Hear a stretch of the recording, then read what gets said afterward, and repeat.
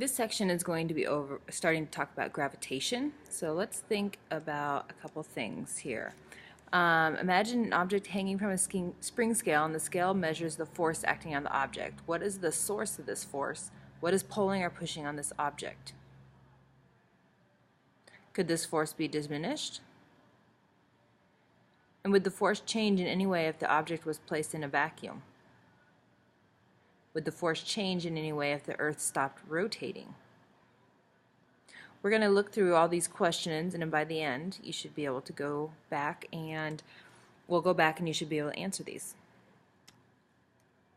So Newton had what's called a thought experiment. He didn't actually physically do this experiment, but he was thinking through what would actually happen if you fired a cannonball horizontally at greater and greater speeds. And he was thinking at the top of a mountaintop, if you were able to fire this cannon here, this would be at a slower speed, it would drop a faster speed, and we've looked at Newton's laws, and we know that the higher the Vx, the farther the x distance away from a cliff it would be.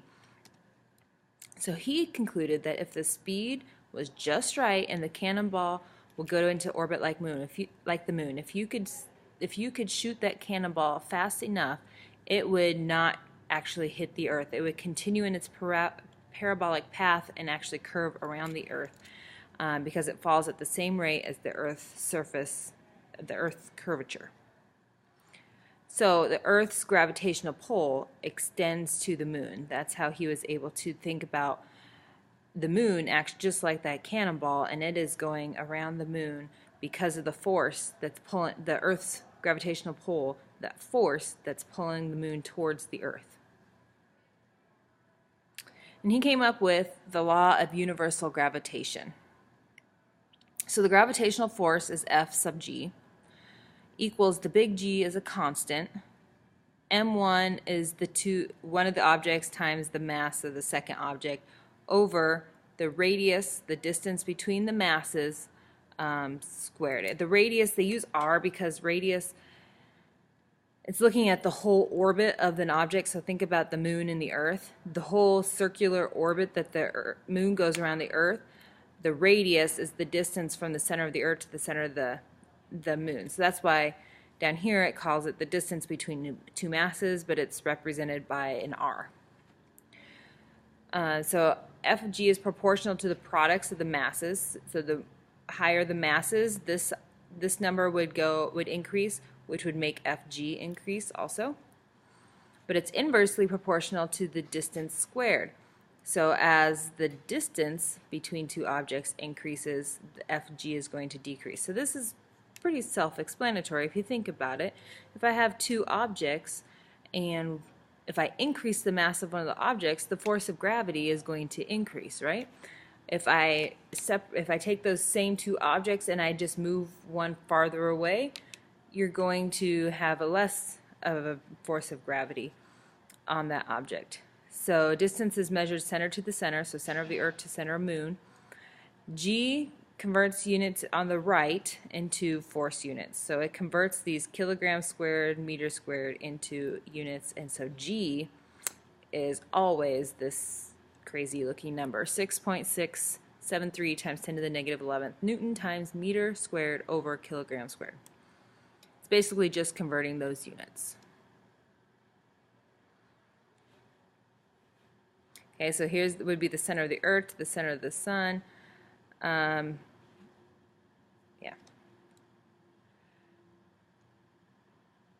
So Cavendish is a scientist that was looking, he actually discovered the value for the big G, that constant, and this is his apparatus.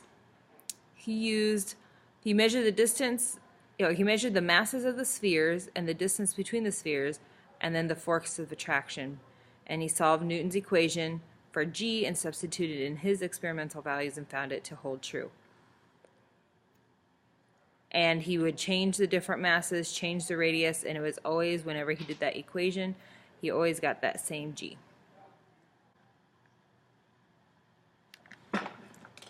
Okay, so if gravity is universal and exists between all objects, why don't you feel a force between you and the person sitting next to you, or between you and the table? or between a force pulling us towards very large buildings. They're large, very large objects with large masses. Well, the reason is that the value for g is so small, remember it was times 10 to the negative 11th, that unless at least one of the masses is very large, the force of gravity is negligible. Very large meaning the size of the moon or the size of a planet or a star or something. So the mass of a large building is not enough in order to have us feel that gravitational pull. Also, the gravitational pull between us and the Earth is so large and so strong that we don't feel those slight gravitational pulls between other objects. So how does this affect ocean's tides? So what causes the tides? How often do they occur? Oops. Why do they occur at certain times, and are they the same at each time of the day? We don't live near oceans or large bodies of water to watch this occur. It's probably when you're by the ocean, you probably study this more. You just talk about it more because it's something you see every day. But what happens, you can use the gravitational law to explain the tides. Since the water is directly below the moon, the water directly below the moon is closer than Earth as a whole. It accelerates more rapidly towards the moon than the Earth, and the water rises. So it's getting pulled towards the moon. And as Earth accelerates more rapidly towards the moon than the water on the far side, so Earth moves away from the water, leaving a bulge there as well. And as Earth rotates, each location on Earth passes through two bulges each day. That's why you have 2 high tides each day. And there will be a short video that you'll watch about the tides that has a pictorial description of how the tides work, which will make that, hopefully, that will make it more understandable. Okay, gravity is a field force, meaning it extends in all directions, and it extends from the center as a ray. It is all over. So Earth, or any other mass, creates the force field. The forces are caused by the interaction between the field and the masses of the object, and this is what we call the gravitational pull, or acceleration due to gravity. It's always towards the center of the Earth. So since g is a force acting on a 1 kilogram object, it has a value of 9.8. We know that that's the g. That's the same as, I guess I used. So we can use the equation. Remember that Fg is equal to, here, hold on, let me write this in here. So our equation before, the universal law of gravitation, it was Fg is equal to g times m1 m2 over r squared, right? Also, we know that a force is always equal to a mass times an acceleration. In our case, when we're talking about gravity, we want to use g as our acceleration. So we're going to use mg. And we're going to call this force due to gravity, so that's Fg. So what we can do is substitute these in here. So Fg is equal to mg equals big G times, and our equation used m1, m2. Since we're dealing directly with the Earth, they have mass 2. That's E, Earth, and then this was the other object, whatever that would be, is equal to r squared. So they divide the m over, so we're going to put m down here, take it off of this side. Okay, and this is, so this mass is the mass of the object. This mass is also the mass of the object. This is the Earth. So the mass, basically we could put a 1 here because it's the object. This is the object, this is the object. And so m1 cancels out, and we're left with g is equaling big G, that's that gravitational constant, times the mass of the Earth times r squared, or divided by r squared. So that's how they derive that equation.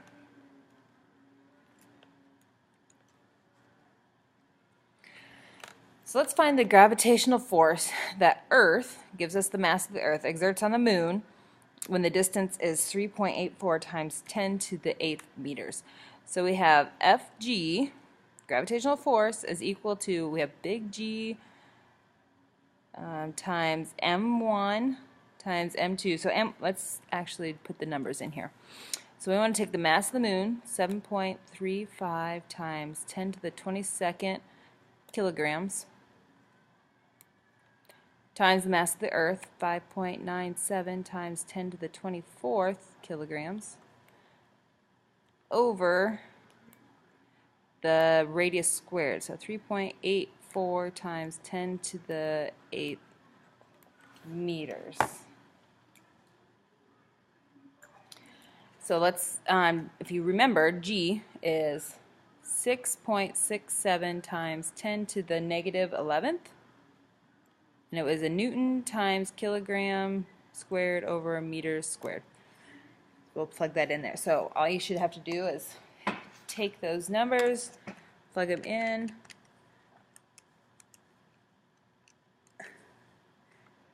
times 7.35 times 10 to the 22nd times 5.97 times 10 to the 24th.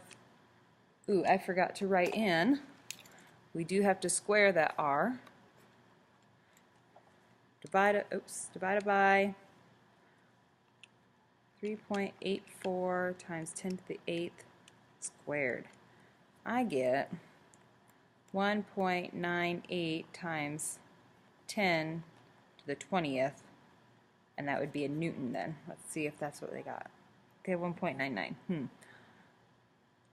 I have 1.984, so just a little difference in rounding somewhere. Maybe they used a different G a little bit, but that would be how you would solve that problem. Okay, so this one, you would do the same thing, but if you're, because this is from,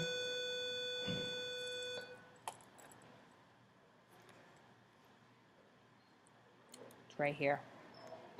So now I'll go through these questions. The source of that force would be the gravitational pull from the Earth. Can this force be diminished? If you change the radius of the distance between them, yes. Would the force change in any way if the object was placed in the vacuum? No, that doesn't have any effect on it. And if the Earth stopped rotating, no, that doesn't have